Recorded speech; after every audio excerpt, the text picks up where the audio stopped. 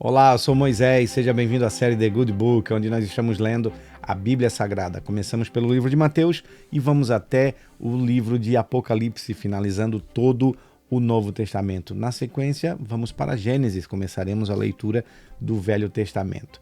Muito obrigado a você que tem nos acompanhado e eu quero pedir para você que ainda não é inscrito, inscreva-se no canal, ative as notificações, compartilhe o nosso conteúdo, deixe aqui o seu comentário para saber como que o nosso conteúdo tem chegado até você. Que Deus te abençoe. Lembre-se, também estamos nas plataformas de áudio Apple Podcast e também no Spotify. E para essa leitura nós estamos utilizando a Bíblia de Estudos de John Wesley da Sociedade Bíblica Brasileira. Vamos lá, hoje nós vamos ler capítulo 13 de Mateus. Capítulo 13, nós lemos antes no capítulo 12.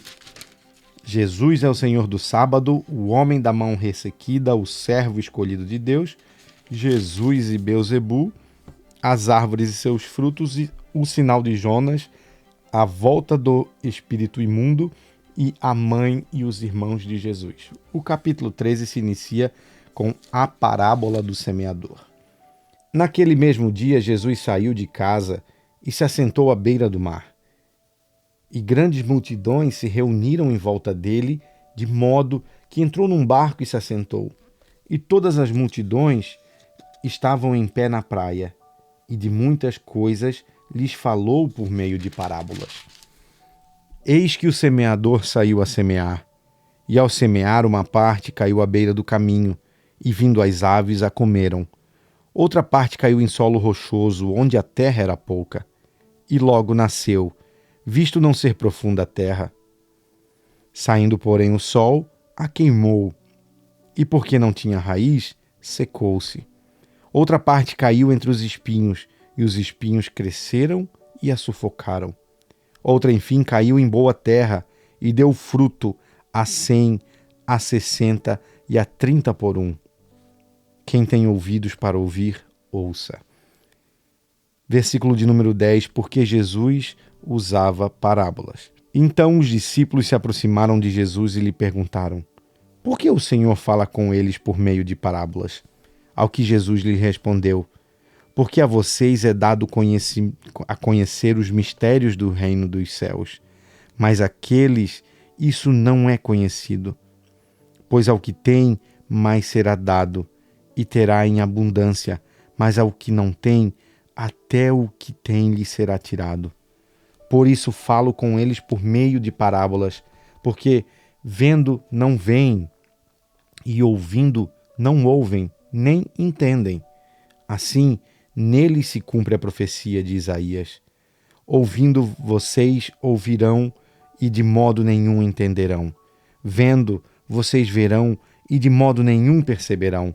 Porque o coração deste povo está endurecido, ouviram com os ouvidos tapados e fecharam os olhos para não acontecer que vejam com os olhos, ouçam com os ouvidos, entendam com o coração, se convertam e sejam por mim curados. Bem-aventurados, porém, são os olhos de vocês, porque veem, e bem-aventurados são os ouvidos de vocês, porque ouvem, pois em verdade lhes digo que muitos profetas e justos desejaram ver o que vocês estão vendo, mas não viram, e quiseram ouvir o que vocês estão ouvindo, mas não ouviram. Versículo de número 18, a explicação da parábola. Ouçam, portanto, o que significa a parábola do semeador. A todos os que ouvem a palavra do reino e não a compreendem, vem um maligno e arrebata o que lhes foi semeado no coração. Este é o que foi semeado à beira do caminho. O que foi semeado em solo rochoso, este é o que ouve a palavra e logo a recebe com alegria. Mas ele não tem raiz em si mesmo, sendo de pouca duração. Quando chega a angústia ou a perseguição por causa da palavra, logo se escandaliza. O que foi semeado entre os espinhos é o que ouve a palavra, porém, as preocupações deste mundo e as fascinações das riquezas sufocam a palavra e ela fica infrutífera. Mas o que foi semeado em boa terra é o que ouve a palavra e a compreende. Este frutifica e produz a 100, 60 e 30 por um. Versículo 24. a parábola do joio. Jesus lhe propôs outra parábola, dizendo: O reino dos céus é semelhante a um homem que semeou boa semente no seu campo. Mas quando todos estavam dormindo, veio o inimigo e lhe semeou o joio no meio do trigo e foi embora. E quando as plantas cresceram e produziram fruto, apareceu também o joio. E então os servos do dono da casa chegaram e disseram: Patrão, o senhor não semeou boa semente no seu campo? De onde então vem o joio? Ele, porém, lhe respondeu: Um inimigo fez isso.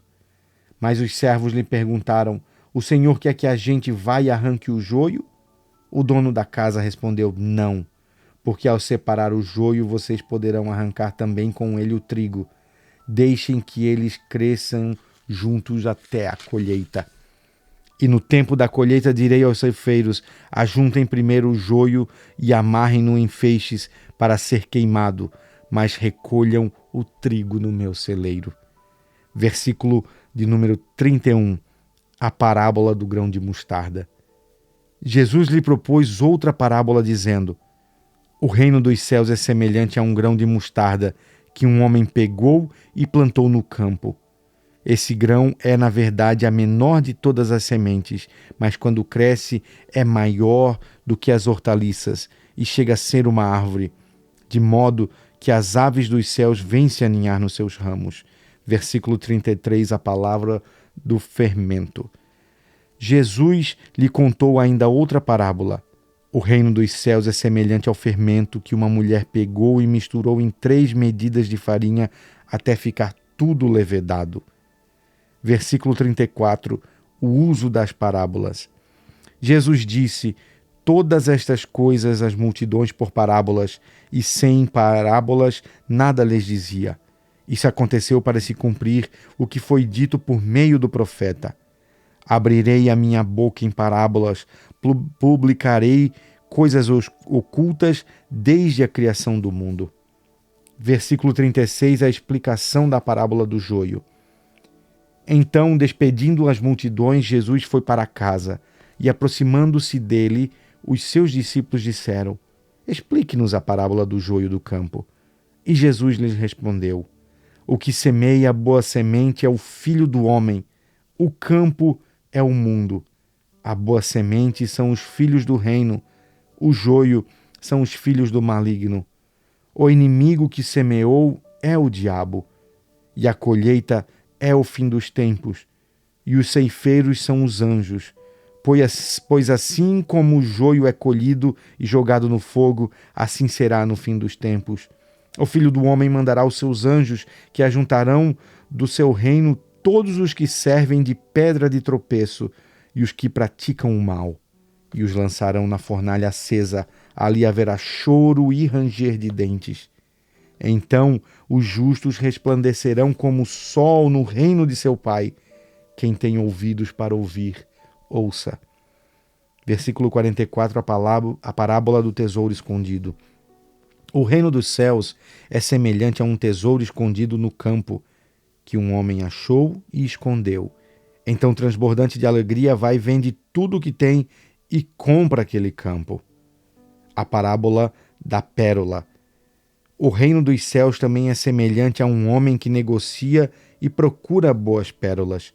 Quando encontra uma pérola de grande valor, ele foi, vendeu tudo o que tinha e comprou a pérola. Versículo 47, a parábola da rede. O reino dos céus é ainda semelhante a uma rede que foi lançada ao mar e apanhou peixes de toda espécie. E quando já estava cheia, os pescadores a arrastaram para a praia. E assentados escolheram os bons para os cestos e jogaram fora os ruins. Assim será no fim dos tempos.